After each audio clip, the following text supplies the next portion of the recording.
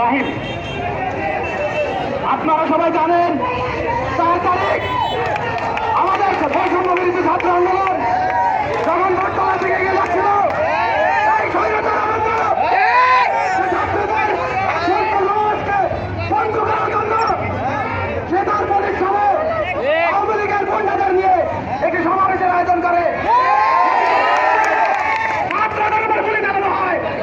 সেই আন্দোলনে আমরা ছিলাম, সেইগুলি আমাদের লাগতে পারত, সেই আমাদের সেই ড্রাইভার কেনে তো আমাদের একটাই দাবি, ইলেকট্রনিক প্রিন্ট মিডিয়া ও প্রশাসনের কাছে এই গুলি, এই স্বৈরাচার, এই ভণ্ড, এই দাঁড়িয়ে হবে আনন্দ বন্ধে যেন আর কোনোদিন বিবেকানন্দকে ফিরে আসতে পারে,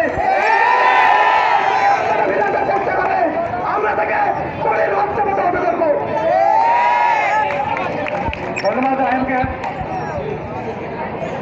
এ পর্যায়ে সংক্ষিপ্ত করে আমাদের